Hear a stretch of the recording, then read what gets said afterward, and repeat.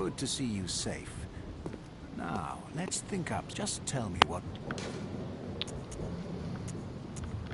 I bid you may the... It's interesting he doesn't talk about Kanehurst, given his obsession with it. 84,000.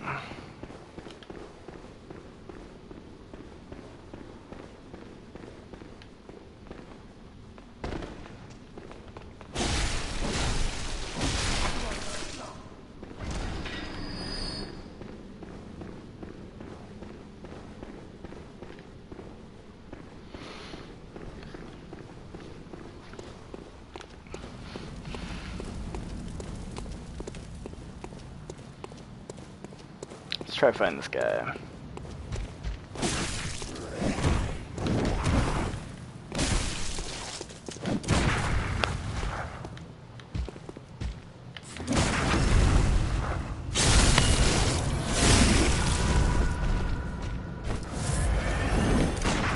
Oh, not locked on.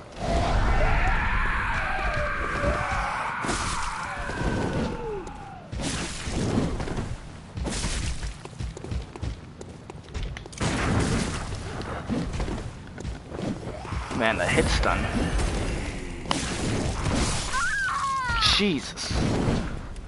Jesus.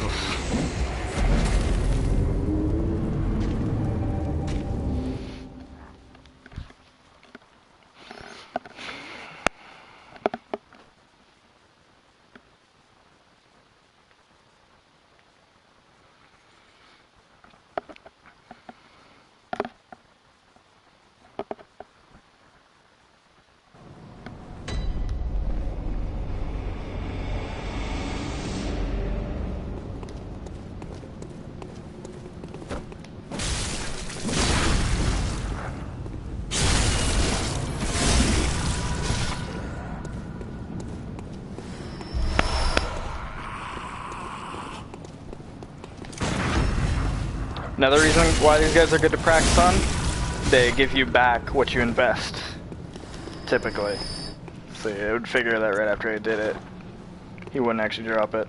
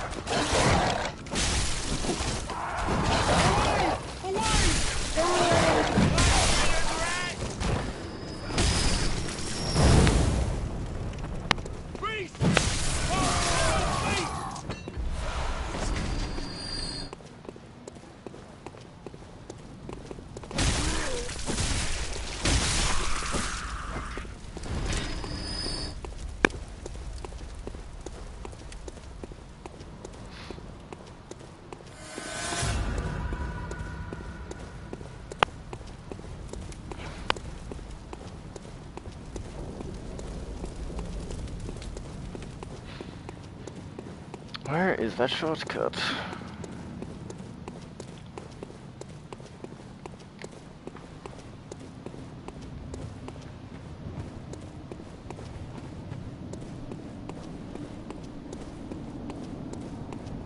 Oh, I bet.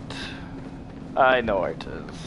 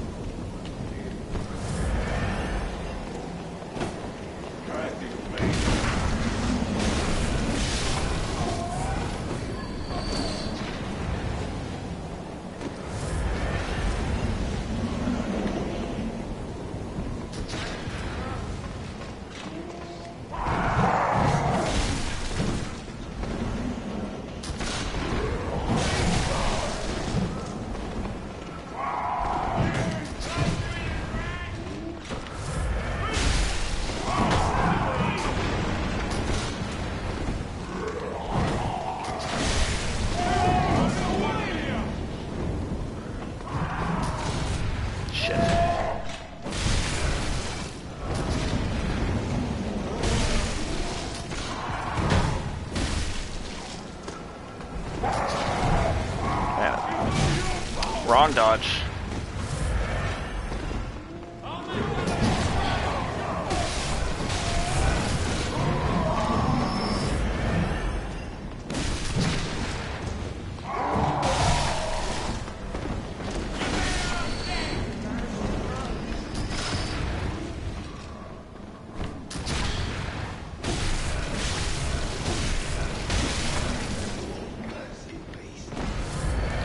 Not as good as my previous performance. Alright, new stream segment called Tyler Talks and Thinks About Game of Thrones Too Much. That's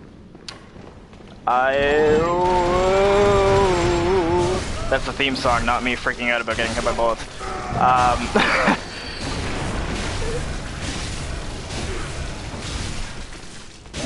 That's what I talk about, how this game is hard to talk and play at the same time. The last episode of Game of Thrones,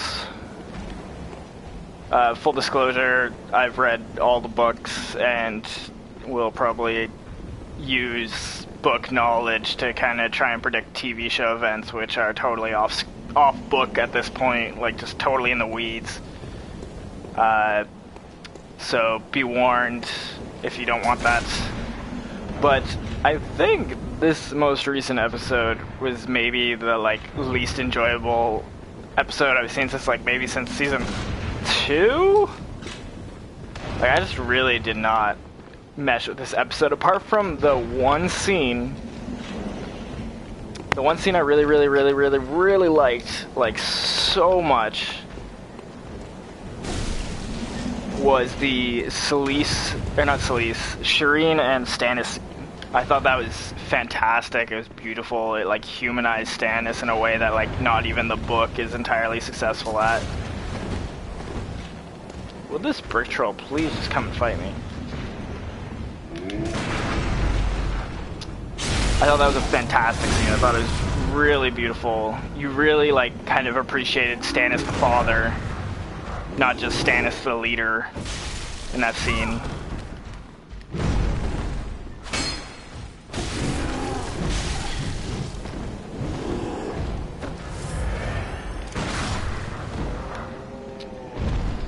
Things I didn't like so much, that Sand Snake intro was laughable.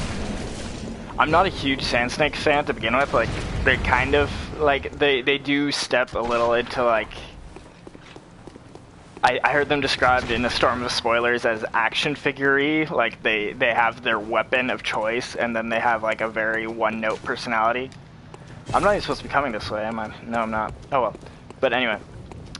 And that is, I think that is even kind of true in the books, but that opening scene just did not paint them as anything other than just Alaria's henchmen or henchwomen. That could have been bad.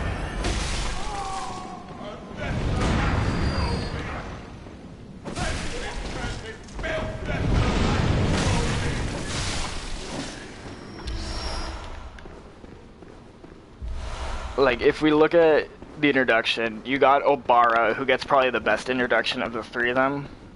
And she is the tough as nails, don't give a shit, will mess you up. She has that old lady gonna beat you up stare, down pat.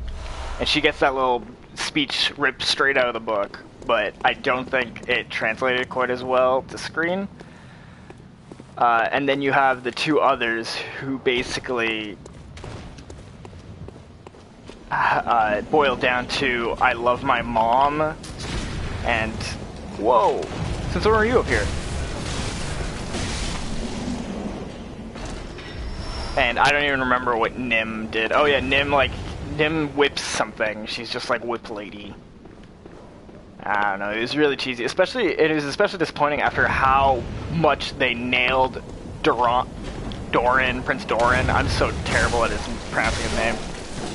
Prince Doran's in just one scene. They totally establish him as the badass he is, and his personality and how it kind of juxtaposes Dornish culture. They're very passionate, very fiery people. Heck, even Frickin' what's his name? Forgetting his name now, Mr. Axeman. Mr. Axeman. It's a great introduction with just that, like, should I kill her look, which I thought was fantastic.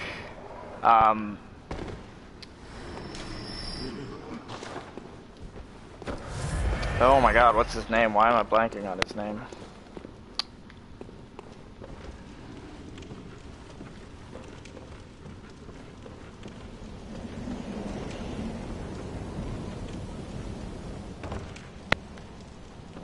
And god, that Littlefinger, like, it wasn't introduced in this episode, but it was, like, exasperated in this episode.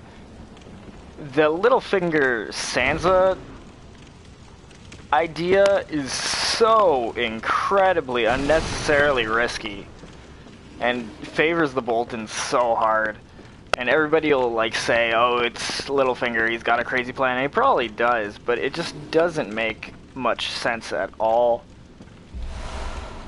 Everyone knows that the Boltons don't have long as Wardens of the North. I just do not see the merit in putting her in harm's way like that. Whoa! Fuck. Don't put yourself in harm's way like this. It just seems incredibly foolish and incredibly unlike Littlefinger, who, as much as he